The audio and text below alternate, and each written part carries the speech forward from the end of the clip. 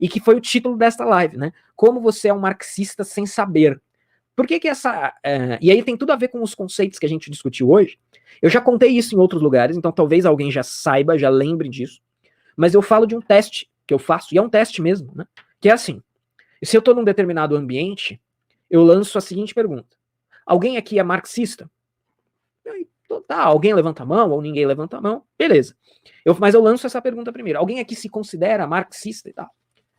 E o ideal, para o experimento funcionar bem, o ideal é que ninguém levante a mão. Aí eu faço a seguinte pergunta, eu faço uma outra pergunta. Eu pergunto, por que existem pobres? Né? Por que existe pobreza? Por que existem pobres? Aí eu lanço essa pergunta também. E lembrem, ninguém disse que era marxista. Né? Eu perguntei, ninguém levantou a mão. Ou, sei lá, alguém que não levantou a mão dá a seguinte resposta. A pessoa responde assim, olha, existem pobres porque existem ricos. Né? A economia, ela é um jogo de soma zero, né? Existe um total de riqueza na sociedade, e para você ter mais riqueza que o outro, você precisa tirar desse outro. Né? Então, você não tem, mas quer ter, você precisa tirar de alguém para que você tenha. E por isso que existem ricos e pobres. Os ricos são os que conseguem tirar mais, e os pobres não conseguem tirar de ninguém.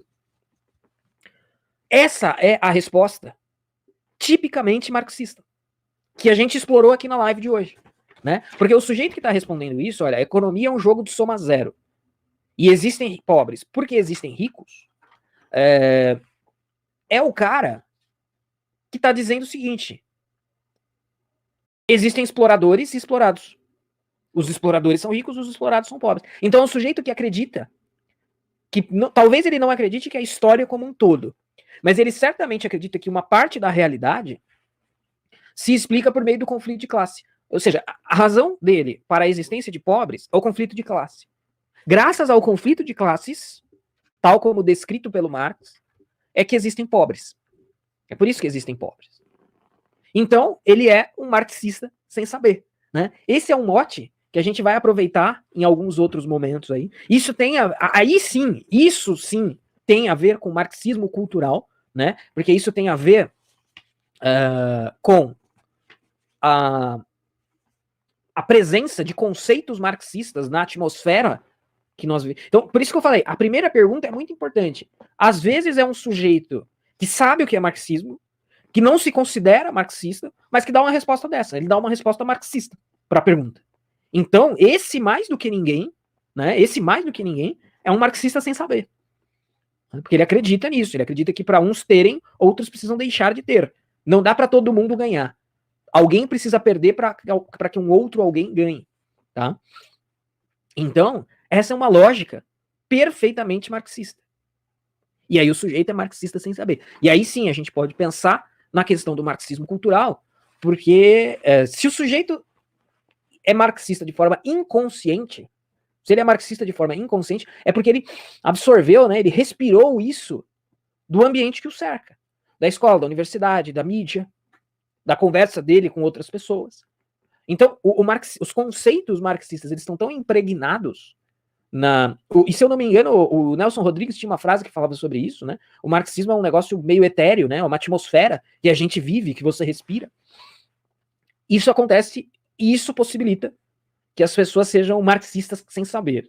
Então isso tem muito mais a ver com o marxismo cultural do que qualquer outra coisa. Isso, a influência do marxismo na crítica literária, sociologia, história, economia, filosofia, arquitetura, né, e nas outras muitas inimagináveis áreas, isso tem a ver com marxismo cultural. Usar categorias marxistas para explicar todas as coisas que o Marx não usou para explicar. Então o Marx usou as suas categorias para explicar a economia capitalista, né? Ele tentou explicar a economia capitalista de uma certa forma. E de uma certa forma conseguiu. Né? De uma certa forma. Não totalmente.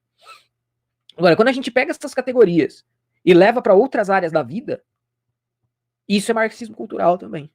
Né? Então, quem fala corretamente oprime quem fala incorretamente. Isso é marxismo cultural. Homens oprimem mulheres, brancos oprimem negros, heterossexuais oprimem homossexuais. E, enfim, pessoas cisgênero oprimem pessoas transgênero. Ou seja, a realidade inteira é explicada por uma forma de conflito que não é mais... Existe um conflito... Existe o conflito rico-pobre. Mas até, olha, dá para escantear o conflito rico e pobre.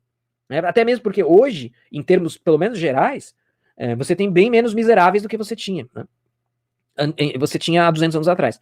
Então, hoje, por exemplo, sei lá, qual celular vocês acham que o CEO da Apple tem? Perdão, o CEO de qualquer empresa tem. Ele tem um iPhone, igual eu tenho. Eu sou um pobre coitado. Ele é um CEO de uma empresa e a gente tem o mesmo celular. Então, se focar muito no aspecto econômico, não funciona. Então, a realidade inteira é material, é histórica, é dialética, só que a dialética não é entre o conflito de classes. É um conflito absoluto entre todos contra todos.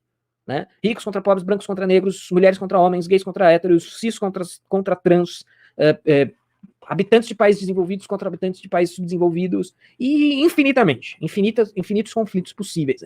Então isso é marxismo cultural também, pelo menos da maneira que eu